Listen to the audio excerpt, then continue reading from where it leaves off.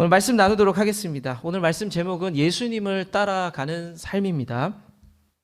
지난 주일에 제자의 삶이라는 제목으로 말씀을 나눴는데요. 두 가지 특징을 나눴어요. 제자는 두 가지를 각오하는 삶이다. 기억이 나실지 모르겠는데, 첫째는 고난을 각오할 줄 알아야 된다라는 말씀을 드렸고요. 두 번째는 낮은 자리를 각오하는 삶을 살아야 한다라는 말씀을 드렸습니다. 사실 그 연장선상에서 오늘은 세 번째 이야기가 될 수 있겠습니다. 제자는 어떤 삶?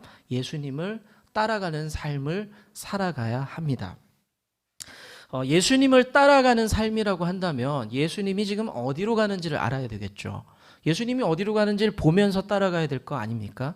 그러니까 예수님께서 지금 어디로 가시냐? 우리가 마가복음을 계속해서 살펴보고 있는데, 마가복음 아직 뒤에 몇 장 많이 남았지만 그 뒤에 남은 시간은 시간적으로는 굉장히 짧아요.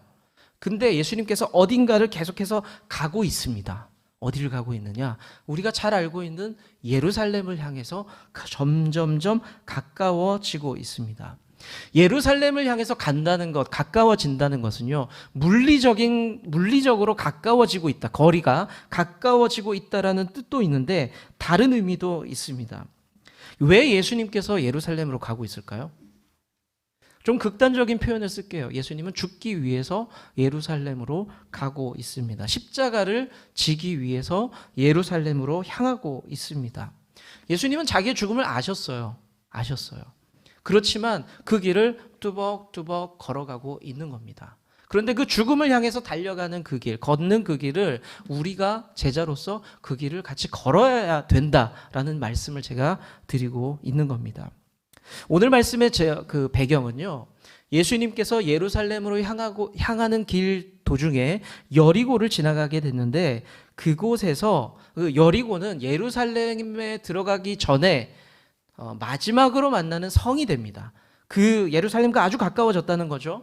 하루 정도만 걸어가면 이제 예루살렘에 도착하는 그런 상황이에요. 이 말은 예수님께서 죽음과 어떻다는 거죠? 점점 가까워지고 있다는 겁니다. 어쩌면 예수님께서는 인성이 있었기 때문에 예수님의 심장은 두근두근 거렸을지도 모릅니다. 예수님의 죽음이라는 것이 단순한 건 아니죠. 여러분들 잘 알고 있다시피 이 땅에서 이루실 가장 위대한 사역을 이루기 위해서 가고 있는 겁니다. 지금까지 물을 포도주로 변화시켰고 누군가를 살리고 병을 낫게 하고 귀신을 쫓는 그 사역과는 또 다른 아주 크고 위대한 사역을 위해서 가고 있는 겁니다.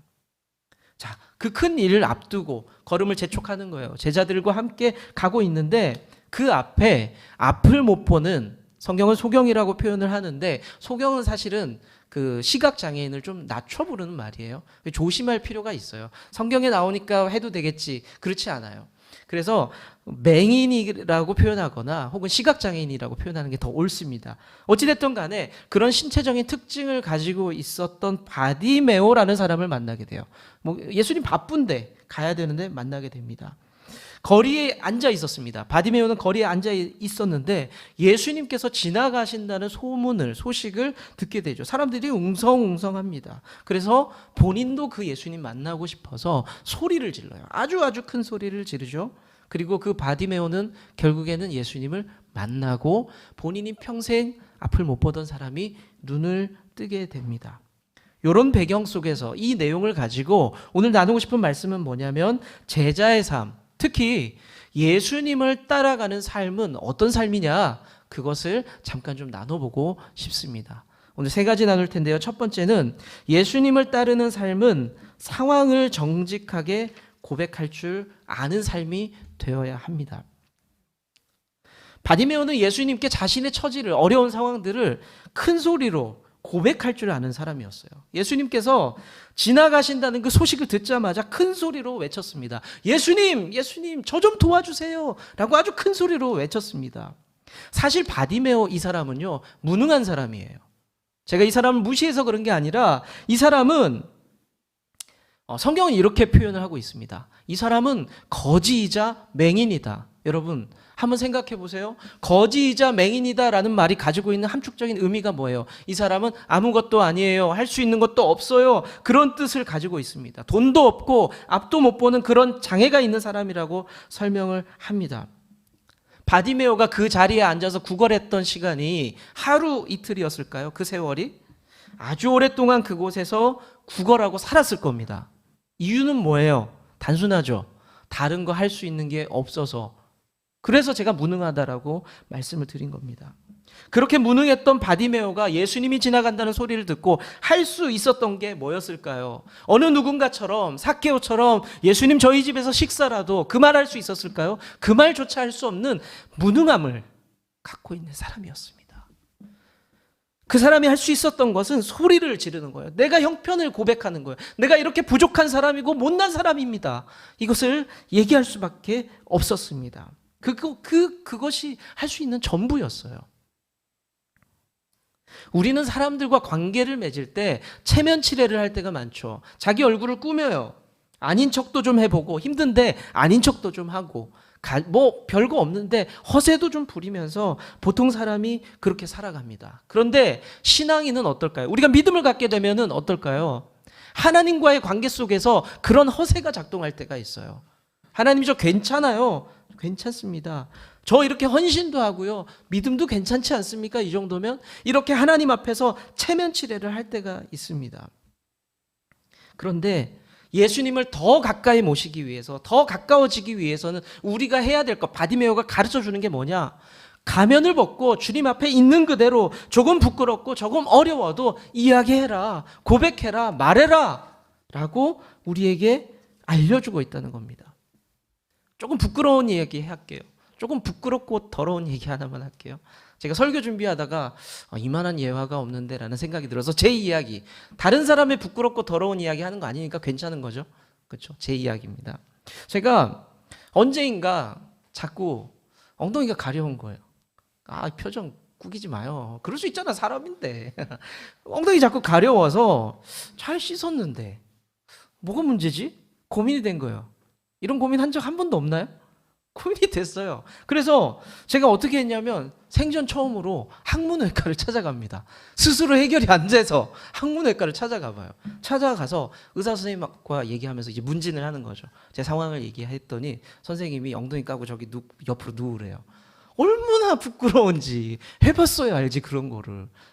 수줍게 바지를 내리고 뒤를 돌아서 엉덩이를 보여드렸습니다. 별거 아니었어요. 사실 별거 아니었고 너무 피부가 건조하고 상처도 있는데 그러면서 잘 낫지 않아서 가렵기도 하고 따갑기도 하셨을 거예요 하면서 좀 금방 해결이 좀 되었습니다. 예, 거룩한 주일 아침에 더러운 얘기 죄송합니다. 예, 어찌됐든 그런 일이 있었어요. 그때 굉장히 민망했던 기억이 나요. 저는 부끄러웠고 민망했지만 그 의사 선생님 앞에 다 얘기했어요. 증상이 어떻게 됐다? 해결되었다 겁니다. 의사는 의사 앞에서 환자는 솔직하게 자기 상황을, 상처를, 있는 모습 그대로를, 증상을 얘기할 수 있어야 합니다. 그래야 상황이 좋아지죠. 우리와 주님과의 관계도 똑같아요. 신앙생활을 하면서 내가 신앙생활 10년쯤 했어. 이제 좀 아는 척도 해야 될 것 같고 괜찮은 척도 해야 될 것 같아 라는 마음이 들 때가 있습니다. 그럴 수 있어요. 그러면 결국 주님과의 관계는 피상적인 관계밖에 안 돼요. 결국 주님과의 관계가 깊어질 수가 없다는 겁니다. 그냥 오고 가면서 인사하는 동네 사람처럼 주님과 그렇게밖에 못 지낸다는 거예요. 그럼 어떻게 하면 돼요? 바디메오가 알려줬잖아요. 있는 그대로를 고백하면서 주님 제가 이런 아픔이 있고 슬픔이 있고 괴로움이 있고 저는 부족한 사람입니다 라고 고백하게 될 때에 우리가 진짜 제자 될 것이라고 저는 믿습니다. 사랑하는 우리 성도님들, 집사님들, 주님 앞에 껍데기 말고 내 알맹이를 보여드릴 수 있는 진짜 성도, 진짜 제자 되시기를 축원합니다. 예, 두 번째는 예수님을 따르는 삶은 상황을, 내게 주어진 그 상황들을 힘을 내서 극복하는 삶입니다. 주변 사람들에게 바디메오는 지금 굉장히 귀찮은 사람이에요. 뭐 이런 자리에 저런 인간이 옆에 있는 거야. 아주 귀찮은 존재였습니다. 예수님 바라보기도 지금 버거운데 바쁜데 예수님 말씀 들어야 되는데 자꾸 소리 지르는 방해하고 있는 바디메오, 그 모습을 본 거죠. 바디메오에게 지금 소리 지르는 것은 어떤 마음일까요? 자기의 인생을 걸고 지르는 소리예요. 사실은 자기의 삶을 걸고 지르는 소리입니다. 얼마나 얼마나 그 마음이 애탔겠습니까? 그런데 사람들은 그 인생을 걸고 지르는 소리를 향해서 뭐라고 얘기했을까요? 아, 시끄러워. 너 저기 좀 찌그러져 있어. 분명히 그렇게 생각하고 말을 했을 겁니다. 우리 삶이 그래요, 사실은. 옆에 있는 사람, 부부지간도 그렇죠. 옆에 있는 사람, 또 다른 누군가가 아프고 힘들고 슬플 때 꺽꺽거리고 울고 소리 지를 때에 누군가는, 옆에서 듣고 있는 또 다른 누군가는 어떻게 생각할 수 있다? 소음으로 생각할 수 있어요. 나 너무 아픈데, 나 너무 힘든데, 울고 있는데 다른 누군가는 그게 아, 시끄러워. 쟤는 왜 저런 거야? 이렇게 생각할 수 있어요. 지금 예수님을 사이에 두고 바디메오와 다른 사람들의 관계가 그랬던 것처럼 우린 그런 삶을 살 수 있습니다. 제가 지금도 너무 마음이 아픈 게 뭐냐면, 제가 초등학교 6학년부터 친척집에서 살았잖아요. 살면서 저를 키워주신 외할머님이 계셨어요. 근데 제가 고등학교 때 외할머님이 돌아가셨는데, 돌아가시기 전에 그때 암으로 돌아가셨어요. 뭐 무슨 암인지도 지금은 잘 기억나지 않는데, 그 암으로 돌아가시기 전에 그렇게 기침하고 괴로워하셨어요. 사실은 괴로워하셨어요. 근데 제가 건너방에 있으면서 밤새 기침하는 그 소리가, 제가 고3 이때 저도 예민했겠죠. 그게 너무 싫어서 그거를 편치 않게 생각을 했어요. 사람 사는 게 그렇다는 거죠. 누구는 아파 죽을 것 같지만 누구는 그게 듣기 싫고, 느끼는 감정이 서로 다릅니다. 자, 지금 이때 바디메오의 마음이 어땠을까요? 나는 생명을 걸고 소리를 지르고 있는데, 내 인생을 걸고 소리를 지르고 있는데 사람들이 무시하고 사람들이 저리 사라지라고 그러니까 섭섭해하면서 돌아섰을까요? 아유, 세상 사는 게 그렇지 뭐 하면서 돌아갔을까요? 그런데 48절의 말씀을 보잖아요. 바디메오가 놀라워요.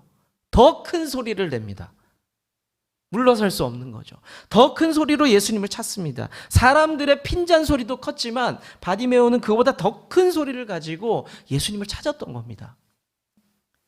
어려운 상황들이, 우리는 누구나 어려운 일을 만날 수밖에 없어요. 어려운 상황들이 우리의 믿음을, 신앙을 가로막을 때가 분명히 있습니다. 이때 우리가 기억해야 돼요. 바디메오는 어떻게 했지? 어려움을 만났을 때 바디메오는 어떻게 했지? 고통과 고난이 있지만 더 예수님 앞에 우리가 매달릴 수 있어야 합니다.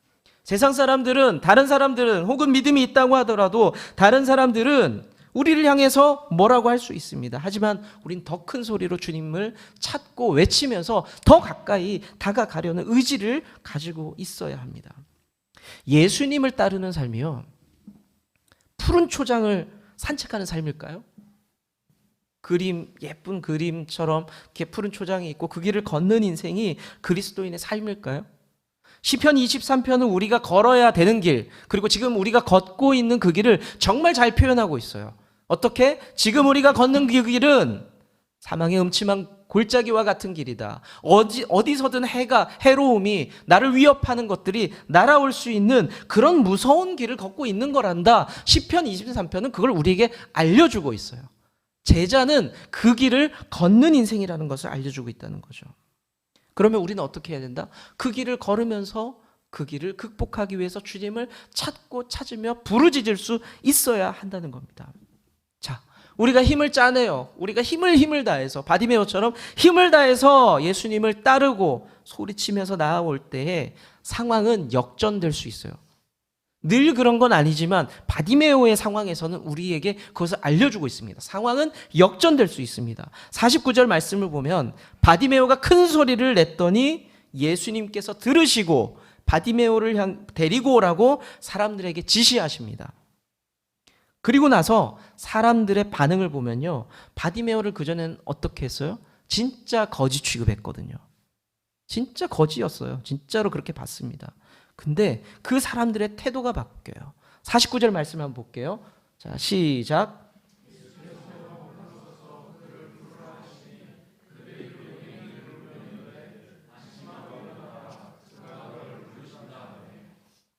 사람들의 태도가 바뀌어요.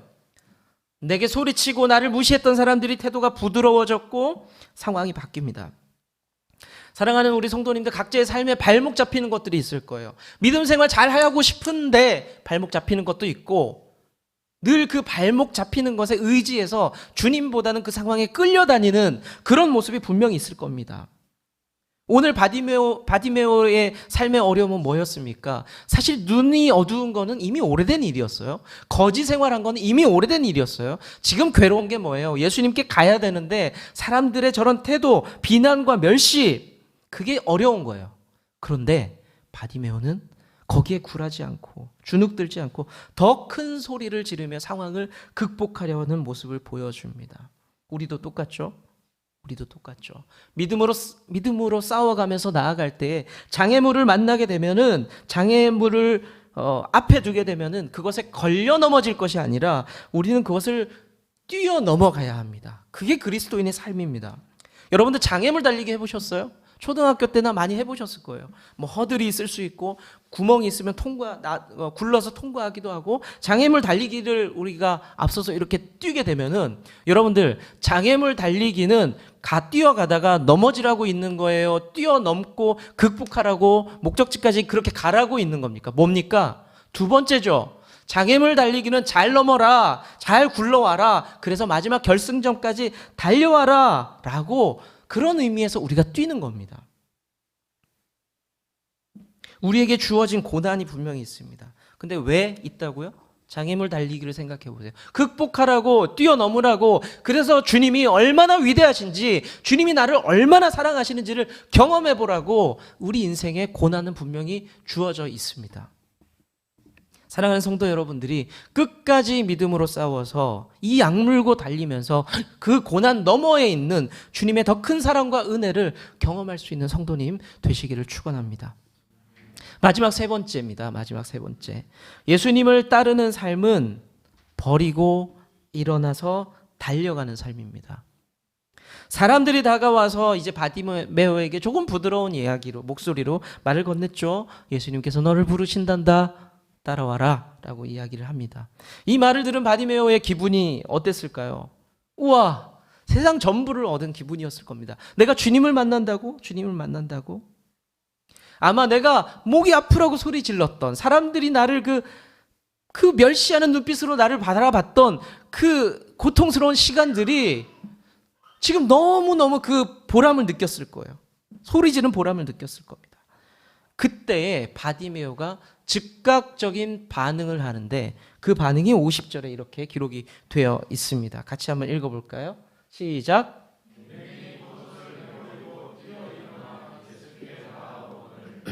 오늘 성경은 바디메오의 그 반응을 세 가지로 표현을 하고 있어요. 첫 번째는 겉옷을 버렸다라고 되어 있습니다. 주님께서 부르시니까 버렸다라고 되어 있습니다. 겉옷은 당시의 서민들에게 전 재산이고 가장 비싼 재산이에요. 밤이면은 이 겉옷이 있기 때문에 추위로부터 내 몸을 보호합니다. 낮에는 모래바람이 몰아칠 때 내 호흡기를 보호하는 그 중요한 아이템이 되는 거예요, 사실은. 겉옷은 그런 겁니다. 가장 귀중한 거예요. 그런데 그것을 예수님이 부르시니까 어떻게 했다? 냅다 던져버리고 뛰어갑니다. 삶의 우선순위 가치가 달라지는 겁니다. 가치가. 손에 쥐고 있던 그 옷보다 내 생명 같은, 내 생명을 지켜주던 그 옷보다도 지금 이 순간 예수님께 달려가는 것이 가장 귀한 것이다라고 확신하면서 일어나서 버려서 뛰게 됩니다. 제자의 삶을 살아갈 때는요, 한 번은 이런 결단이 우리 삶에 요구될 때가 있어요. 나 이거 못 넘을 것 같은데? 근데 요구받을 때가 있습니다. 내가 사랑했던 것, 내가 전부라고 여겼던 것들을 버려야 더 빠르게 예수님을 만날 수 있다는 사실을 기억하시길 바랍니다. 두 번째는 장님인 바디메오는 뭐를 했냐면 일어났습니다. 일어났어요. 오늘 처음 이야기가 시작이 될 때 바디메오의 모습을 어떻게 소개하고 있냐면 바디메오는 길가에 앉아 있었다라고 묘사가 되고 있습니다. 이 사람을 굳이 거지라고 표현을 했거든요. 그러면 거기 앉아서 뭐 한 거예요? 구걸한 거예요. 구걸한 거. 돈을 좀 주세요. 먹을 것 좀 주세요. 그런데 예수님께서 부르신다는 그 소식에 오랫동안 밥벌이가 되었던 일본 말이죠. 나와바리. 내 구역을, 내 나와바리를 버리고 벌떡 일어나서 뛰어가게 됩니다. 내가 익숙한 곳에서 떠난다는 것, 내 전부라 여겼던 곳에서 자리를 털고 일어나서 가게 된다는 거죠. 우리는 그때에 비로소 예수님을 더 깊게 만날 수 있다는 겁니다. 여러분들 삶 가운데서 혹시 주저앉아 있는 인생이 있을 수 있어요. 그런 부분이 있을 수 있어요. 일어나서 더 주님 가까이 만나시기를 축복합니다. 그리고 마지막으로 세 번째 반응. 이 바디메오의 세 번째 반응은 뛰어가는 겁니다. 뛰어가는 거. 예수님께서 부르실 때 우리는 좀 생각 좀 해보고요. 고민 좀 해보겠습니다. 망설여지네요. 뭐 그럴 수 있어요. 주님이 말씀하실 때 주님 분명히 이거 말씀하신 게 맞고 이게 옳은데 그럼에도 불구하고 내가 고민이 될 때가 있어요. 예. 그런데 오늘 말씀을 보잖아요. 우리가 교훈을 얻을 수 있는 게 있습니다. 주님이 부르실 때 우리는 총알처럼 튀어나가는 것이 순종이다. 믿으십니까? 저는 믿습니다. 제가 훈련소에 있을 때 이등병도 아니죠. 훈련병이죠. 훈련병은 가장 무서운 사람들이 조교예요. 사실은 교관들은 뭐 소대장들, 교관들은 그렇게 무섭다기보다는 뭐 높은 사람이고 조교가 가장 무섭습니다. 험한 말도 하고 갈구면서 기합도 주고 뭐 그런 사람들이 조교죠. 와, 제가 조교를 처음 봤을 때 와, 세상에 저렇게 권세 있는 사람이 있나? 와, 나한테 저렇게 막말할 수 있는 사람이 있구나. 그걸 처음으로 겪게 됩니다. 사실은. 그런데 어느 날 교육을 받고 있는데 조교가 이런 거고 저런 거고 교육을 하고 있어요. 교육을 할 때에 저기 멀리서 소대장님이 조교 2명 이리 와봐 라고 소리를 지르세요. 그랬더니 이 조교가 교육을 딱 끊고 냅다 뜁니다. 진짜 100m 달리기 하듯이 막 뛰어가요. 그 모습을 훈련병들이 이렇게 봤거든요. 자, 훈련병들이 보면서 무슨 말을 했을 것 같아요? 아이, 폼 잡더니 별거 없네 이런 말을 했을 것 같죠? 아니었어요. 우리 훈련병들이 다 같이 했던 말이 뭐냐면 우와 멋있다 였어요. 멋있다. 자, 그 훈련병 그 조교들이 뛰어갈 때는 막 뛰어가는 모습이 뭐라고 해야 되나 뭔가 좀 헉헉거리면서 진짜 최선을 향해서 달리면 그렇게 멋있지가 않거든요. 헉헉거리면서 막 팔을 휘둘면서 뛰는 겁니다. 그렇게 멋있지 않았어요. 그런데 그 모습이 우리가 보기에 그게 그렇게 멋있었어요. 주님께서 우리를 부르실 때에 여러분들이 믿음으로 반응하잖아요. 안 했던 걸 해봐요. 더 주님 앞에 매달려봐요. 말씀도 보고 성경도 보고 그동안 쫄려서 못했던 헌금도 드려봐요. 우리가 그렇게 할 수 있어요. 하면은 누군가가 이렇게 바라보면서 뭐라고 얘기할 것 같아요? 아유, 저 인간 예수 믿더니 점점 이상해지는구나. 아니요. 우리가 믿음으로 따라가게 될 때에 우리가 믿음으로 결정하고 총알처럼 뛰어나가게 되는 그 모습, 순종하는 모습은 멋있다입니다. 멋있다. 우리 사랑하는 모든 성도님들이 주님이 말씀하실 때 즉각적으로 반응하시기를 축복합니다. 그 삶이 그 제자의 모습이 진짜 멋있는 거예요. 때로는 믿음대로 싸워가잖아요. 믿음대로 살아가잖아요. 그 모습이 조금 볼품없어 보일 수도 있어요. 헉헉거리는 모습이 별거 아니네라고 생각할 수 있습니다. 하지만 주님도 주변에 있는 믿음의 동역자들도 여러분들에게 이렇게 말할 거예요. 참 멋지다. 그런 성도님 다 되시기를 축원합니다. 이제 말씀 맺을게요. 우리는 지난 시간에 두 유형의 제자를 봤어요. 오늘 말고 지난 시간에 어떤 사람 봤냐면 바탕과 환경은 너무 좋지만 그래서 박기백 집사님이 사위 삼고 싶은데요. 예람이 사위 삼고 싶은데요. 그 정도로 탐이 났던 재물이 많아 하지만 그 사람은 너무 재물이 많아서 배경은 너무 좋았는데 재물이 너무 많아서 어떻게 했다고요? 근심하며 돌아갔던 한 사람이 있었죠. 기억이 나실 겁니다. 그리고 또 다른 한 부류는 예수님 곁에 늘 붙어 다니면서 가르침을 받고 훈련을 받았던 12명의 제자. 근데 그 사람들의 모습이 어땠습니까? 누가 높다, 누가 1등이다, 2등이다, 3등이다를 놓고 다투고 있는 모습을 성경은 우리에게 보여줬습니다. 그 제자의 두 유형을 우리에게 보여줬습니다. 그런데 오늘은 그 두 부류와 완전히 다른 한 사람을 소개하고 있는 거예요. 바디메오를 소개하면서 아무것도 없고 몸까지도 불편한 한 사람을 통해서 제자의 삶이 무엇인지 우리에게 알려주고 있다는 거죠. 눈을 떴던 바디메오, 은혜를 받은 바디메오입니다. 이제 어떻게 할까요? 성경에는 은혜 받은 사람들의 다양한 반응들이 나옵니다. 기뻐하면서 마을로 집으로 돌아갔던 사람들도 있고요, 하나님 앞에 예배드린 사람도 있어요. 자, 바디메오는 어떻게 했을까요? 기뻐하며 어머니 제가 눈을 떴어요 돌아갔을까요? 아니면 하나님 감사합니다 하면서 예배드리러 성전으로 달려갔을까요? 그런데 이 사람이 어떻게 했냐? 52절에 우리가 읽었던 마지막 부분에 이 사람을 이렇게 기록하며 매듭 짓고 있습니다. 52절 말씀 한번 띄워주세요. 시작. 아멘. 바디메오는 길바닥 인생이었습니다. 길에 주저앉아 있는 인생이었어요. 그런데 그 길바닥에서 예수님을 만났습니다. 그리고 은혜를 입었죠. 그리고 즉시로 예수님을 쫓아 따르기 시작합니다. 제가 생각하기에 저는 그래요. 길바닥 인생이에요. 뭐 없어요. 대단한 게 없습니다. 여러분들도 아마 비슷하실 겁니다. 우린 모두가 사실은 길바닥 인생이에요. 그런데 우리는 또 은혜 받은 삶입니다. 그 모습이 각양각색일 뿐이지 여러분들, 저는 은혜 받은 사람들입니다. 그런데 문제가 있어요. 뭐냐면 우리는 바디메오처럼 예수님을 잘 따르지 않아요. 즉각적으로 일어나서 뛰어가지 않습니다. 생각이 너무 많죠. 오늘 아침에 성경이 말씀하는 것은 이겁니다. 제자가 돼서 나를 좀 따라오겠느냐? 겉옷을 포기하면서까지 나를 좀 따라오겠느냐? 민기적거리지 말고 나를 좀 따라오겠느냐? 사랑하는 좋은나무교회 성도 여러분, 저는 소원이 하나 있습니다. 목회 마치는 그날까지 품고 기도하는 소원의 제목이 될 수도 있을 것 같아요. 우리 공동체가 좀 화려하지 않아도, 대단한 자랑거리가 없어도 우리 모두가 좀 일평생 예수님 따르는 제자의 삶을 살아가면 좋겠다라는 것이 제 기도 제목입니다. 그리고 우리 좋은나무교회 다니면서 대단한 프로그램 없지만 그래도 내가 마지막 날에 고백하는 것, 내가 그래도 좋은나무교회를 다니면서 주님 섬기면서 살아왔다, 그 고백이 저와 여러분의 고백이 되기를 바랍니다. 오늘도 내일도 저와 여러분이 그런 제자의 삶 살아갈 수 있기를 축복합니다.